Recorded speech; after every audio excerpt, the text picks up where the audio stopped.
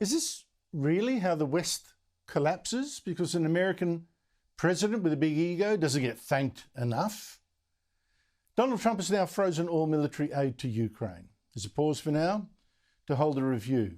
But even a pause will mean that more Ukrainians die. Without American aid, Ukraine's defences against the Russian invaders, they'll be crippled after 3 years of heroically fighting for their freedom. Now, this decision comes hours after Trump yet again attacked Ukraine's president, Volodymyr Zelensky. Well, I just think he should be more appreciative because this country has stuck with them through thick and thin. Zelensky's not grateful? I mean, that's untrue. He has posted constantly how grateful he is to the US, and he said it again just after Trump threw him out of the White House last Friday after shouting at him. I'm very thankful to Americans for all your support. You did a lot. You helped us a lot from the very beginning during 3 years of full-scale invasion. You helped us to survive. And the tragic thing here is that until just before the end of Trump's ultimately disastrous meeting with Zelensky at the White House last Friday, after nearly 40 minutes of nice chit-chat, it seemed Trump knew that a deal with Zelensky to trade Ukrainian minerals for US guarantees and a peace deal with Russia was in America's interest too. We have something that is a very fair deal, and we look forward to getting in and digging and working and getting some of the rare earth. Earlier, Trump had even corrected his false claim that Zelensky had started this war. He pretended he'd never falsely called Zelensky a dictator. What's more, he promised to try to get Russia to give back Ukrainian territory it had invaded. Yeah, there are a lot of areas that were taken. Yeah, we've talked about it. A lot of the sea line has been taken, and we'll be talking about that, and we're going to see if we can get it back or get a lot of it back for Ukraine. So everything was set to sign a deal with Ukraine and then put the heat on Russia to settle this war. But then Trump's Vice President J.D. Vance, who's being sidelined by Trump's new key White House ally, ex-owner Elon Musk, decided to pick a fight with Zelensky, who, yes, stupidly argued back. And Vance accused the Ukrainian president of insulting Trump. Mr. President, with respect, I think it's disrespectful for you to come into the Oval Office and try to litigate this in front of the American media. You should be thanking the president. Naturally, Trump backed his vice president, arced up himself, and it was all over. And now we've gone from a deal with Ukraine that's in America's interest to, it seems, throwing Ukraine to Russia. It seems. Now, you can criticise Zelensky, as I have, for arguing back at that meeting. You can criticise him, as I have again, for not crawling to Trump and for not recognising that without American support, his country will sooner or later become a Russian colony. But is this how the fate of the West is decided? By whose ego gets stroked? Or by an ambitious and jealous vice president sticking his oar in when it wasn't wanted and starting a brawl? I mean, Vance even thinks it's a joke that he destroyed Trump's deal, the fool.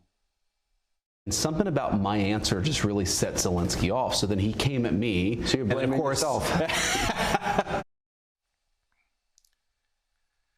Trump is going to run out of patience very fast with the vice president who blows up his deals. And in this case, a deal that was good for Trump, good for America, good for the West. And for all those reasons, I think that even now, Trump cutting military aid to Ukraine, America stopping cyber attacks on Russia, all this is yet more Trump bluster, a negotiating tactic. Maybe I'm just an optimist. But do you really think Trump, I hope, really wants to see the Russian tyranny triumph over Ukraine, to crush it? I can't believe his pride would allow that. Man who threw Ukraine to the wolves. Needless to say, Russia is crowing. It says Trump is saying exactly what it thinks. Dmitry Medvedev, who was Russia's ultra-nationalist president under the thumb of the current one, Vladimir Putin, when Putin was hopping between prime minister and president. And Medvedev, still a top security official, gloated that Trump had called Zelensky a dictator without elections and had warned Zelensky to better move fast or he's not going to have a country left. And Medvedev said, if you told me just 3 months ago these were the words of the US president, I would have laughed out loud. Donald Trump is 200% right. Bankrupt clown, referring to Zelensky. So Trump is literally echoing Russian propaganda. That's not hyperbole, it's a fact. Now, and worse, from Ukraine he's demanded everything, from Russia nothing. He's even asked his officials to examine lifting sanctions imposed on Russia for invading Ukraine. Now, I get Trump's frustration with this war. America is paying so much to defend Ukraine because Europe, the real villain here, has let itself get so weak, not paying for its own defence, relying on American soldiers, building welfare states, not strong ones. Poland's President Donald Tusk, this is brilliant, you've got to watch this. He expressed this scandal perfectly yesterday. How Europe, much more than America, had betrayed Ukraine and the rest of Europe as well. Taki paradoks i ktoś słusznie zauważył, że i zobaczcie jak to brzmi. 500 milionów Europejczyków prosi 300 milionów Amerykanów, żeby oni ich obronili przed 140 milionami Rosjan. This is where we've got to realise our safety comes from power, first of all, as Europe is now finding out.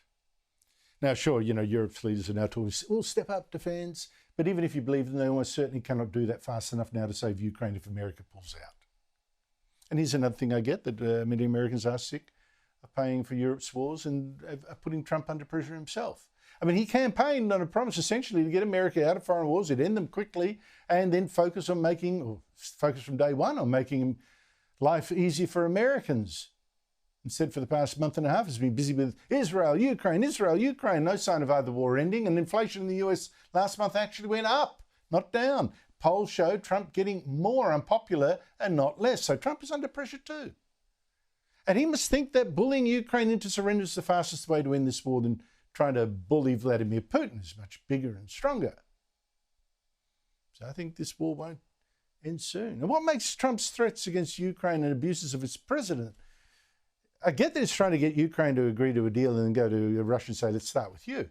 But it's counterproductive in that Russia won't give up attacking Ukraine while it thinks Trump is on its side. And the Ukrainians can't get a good deal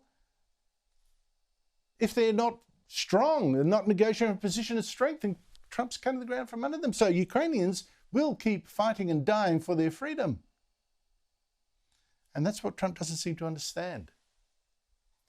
I know I said you need power to defend your freedom, but even the weak will keep fighting for an idea, for freedom against unbelievable odds. I mean, Britain didn't surrender to the Nazi might. Lech Walesa didn't surrender to communist might. Its occupation of Poland, his country. And Walesa fought against that tyranny, with the Pope, you might remember. Walesa won. He became the Prime Minister of independent Poland, winner of the Nobel Peace Prize. Walesa has now co-signed a letter to Trump, along with 37 other former political prisoners of Poland's Russian-dominated communist regime. I'll read some of it, although I know that people are very, very pro-Trump will get very upset with me, but you've got to see the other dimension here, understand why this war is not as close as Trump thinks to being solved. These people, Lech Walesa and the rest, say they watched Trump's conversation with Zelensky with horror and distaste, they said. And they added, we consider your expectations regarding the showing of gratitude for the material assistance provided by the United States to Ukraine to be offensive. Gratitude should be given to the heroic Ukrainian soldiers who shed blood in the defense of values of the free world. They said, looking at the bullying of Zelensky, they actually remembered their own interrogations by the communist secret police, being told they had no cards to play either. And they added, the history of the 20th century shows that every time the United States wanted to maintain distance from democratic values and its European allies, it ended up threatening itself. You saw that in World War I, you saw that in World War II. America stayed out there until the war came to them. And now, abandoning Ukraine to the Russia-China alliance, that is what's most likely to encourage World War III. So I refuse to believe that Trump would, in a fit of pique, risk being remembered for that. I think this is a bluff. I hope it's a bluff. Power does matter, but so do ideals. And America, land of the free, knows that better than most.